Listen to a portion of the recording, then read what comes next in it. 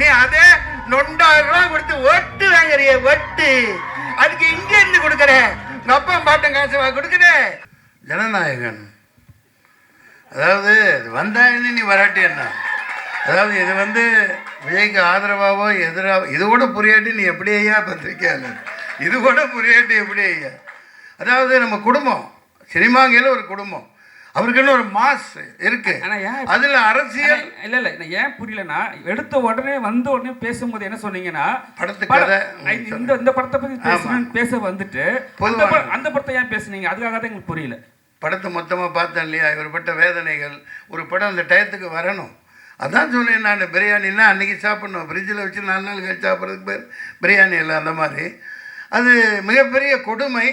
அந்த மாதிரிலாம் இனிமேல் இருக்கக்கூடாதுன்னா ஒரு சரியான கேர்ஜி மாதிரி, ஒரு ராவுத்தர் மாதிரி ஒரு சரியான ப்ரொடியூசர் கவுன்சிலில் ஒரு ஆள் இருக்கணும்.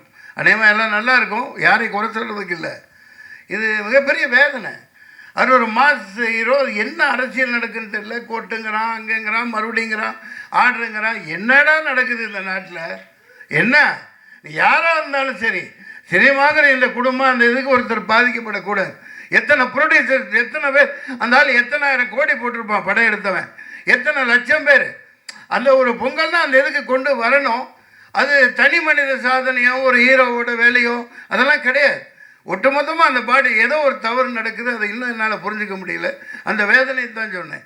ஏன்னா இவர் தான் பணத்தை போட்டு இவ்வளோ கஷ்டப்பட்டு எடுத்திருக்காங்க இல்லையா. அதனால இந்த சினிமாவை நம்பித்தான் நம்ம பிரஸ் எல்லாமே இருக்கும். நம்ம சட்டத்துக்கு புறம்பான கருத்து இருந்தால் படத்தை சென்சார் நிறுத்தி வைக்கிறதுல என்ன தப்பு இருக்குது சார்? இப்போ இந்த படத்தை உள்ளையா? அப்படி நான் சொல்ல போனால் சொல்லுவேன், இது வேறு மாதிரி போயிடும். கேரளா பயில்ஸு, காஷ்மீர் பயில்ஸு, இப்போ இந்த வந்துட்டு இருக்க மத ரீதியான அப்பட்டமான பொய்யை சொல்லிக்கிட்டு இந்த நாட்டை நாசம் பண்ணிட்டு இருக்காங்களே, அதெல்லாம் என்ன மயிருக்கு எப்படி வந்துச்சு?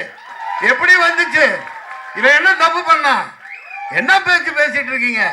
நான் நியாயத்துக்கு குரல் கொடுக்குறவன். நான் சாதாரண அடிப்படை தர மட்டத்தில் தர லோக்கல்னா அதைத்தான், அதை எதிர்க்கிறேன். இந்த சென்சார் ஒரு மயிறு வேணாண்டா, மொக்கட்ட குடுறா கையில், இந்த ஆட்சியே வேணான்னு தூக்கி போடுங்க. உண்மையானவர் வாங்க, 4 பத்திரிக்கை வாங்க, 4 சொசைட்டியில் அந்த ஒரு மத ரீதியான உண்மையான ஆன்மீகவாதி 2 பேர் உட்காருங்க, சினிமாக்காரன் 4 பேர் உட்காரு, ப்ரொடியூசர் 4 பேர் உட்காரு, லிரிக்ஸ் ரைட்டர், இப்படி ஒரு 20 பேர் டீமை வைங்க.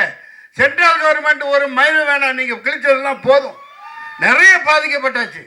டிக்கெட் வித்து உதைக்கிறாரு, படம் ரிலீஸ் ஆகலன்னா ப்ரொடியூசர்ஸ் ஆகுறாங்க.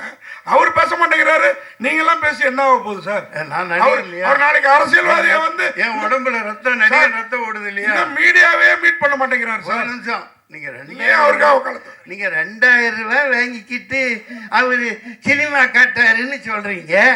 அதுக்கு பவர் இருக்குது, வாங்குறவன் வாங்குறான், கொடுக்குறவன் கொடுக்குறான். நீ அதே 9,000 ரூபாய் கொடுத்து ஒட்டு வாங்குறிய ஒட்டு. அதுக்கு இங்க இருந்து கொடுக்குற உங்க அப்பா பாட்டம் காசு கொடுக்குற. 5,000 ரூபாய் கொடுக்குறிய ஒட்டுக்கு கொப்பன் தாத்தா பாட்டம் காசு கொடுக்குற. இவன் உழைச்சு சம்பாதிக்கிறான், சம்பாதிச்சு போட்டோம்.